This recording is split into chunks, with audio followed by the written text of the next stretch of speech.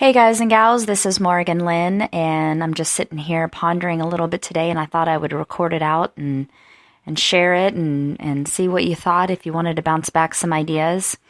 I'm sitting here thinking about perception and how we are in our relationships. And I'm noticing how, and of course this is going to be a generalized statement. This isn't every single person is like this. But I've noticed how the bulk of humanity, we don't relate to each other in who we are. We relate to each other in who we are for them. In other words, someone will be in your life and they're not really thinking about who you are and enjoying that. They're translating that to mean who you are for them. And they treat you as such. And I've noticed that when in this vast world of free will and choice, when you deviate from their already agreed upon perception of you, who you are for them, when you deviate from that, that's when there is upset. That's when there are arguments and misinterpretations of, communication issues. And, we get a lot of upset right there, right? So the clincher is, we all do it. Every single one of us do it. We all look at someone in our life and we relate to them who they are for us. We already set up the perception and the agreements that this person is this for me. And what happens when we do that is we lock them down. We put them in a jar and we put them on a shelf and we take down that jar when we need it. When we have an experience in our life, we take that jar down and we open it up and we call that friend, or we want to go have lunch with that friend, or we call our spouse or our coworker, etc., etc. We've got to get away from that. We've really got to get away from that. It's very limiting on the person that you're doing it to. It's very limiting to you. Because I guarantee if you're living a life like that, where you are putting people in a jar, more than likely you're doing that to yourself. You're more than likely putting yourself in a jar somewhere in your life and limiting yourself. Because this amazing human experience is all about the divine mirror. Every single thing we ever project outward to somebody, when we have a judgment, or we label them, or we put them in a jar, it is a direct reflection.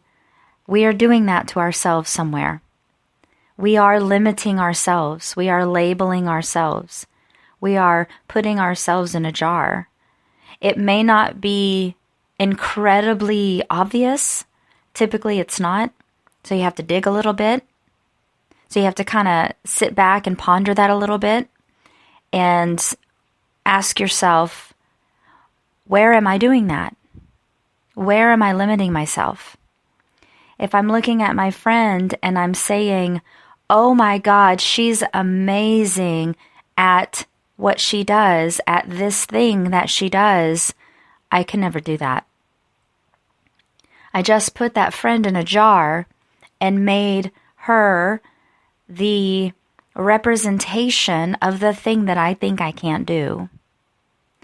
And so what this chain reaction creates is I have limited my friend, I've put her in a jar, and I have made myself lower than. So I have put myself in a jar and made myself smaller than my friend. Now what happens in this process is that if my friend ever deviates from that plan that I have imposed upon her, if she's ever anything different than what I've labeled her as, I'm going to be upset because now my expectations aren't being met. My perception of her has now been rocked because she's deviating from my label. Does that make sense? I'm kind of just, freeballing this, just kind of going with it. It's a very interesting conversation to get into because the possibility of what I see it shifting is us having relationships where we are relating with them but not confining them, where we are holding them in a space of where they are in the moment without labeling it and putting it in a jar and confining them. And so when we do that for others and we allow them to be who they are, the ipso facto of it is we are going to allow ourselves to be who we are, because everything is about the divine mirror. So have fun with that. I'm going to be posting some more pretty soon because I feel like my brain is on fire and I just got to get these words out. Thanks so much for listening. If you want to know more about me, visit my website, embracewithin.com. Peace out.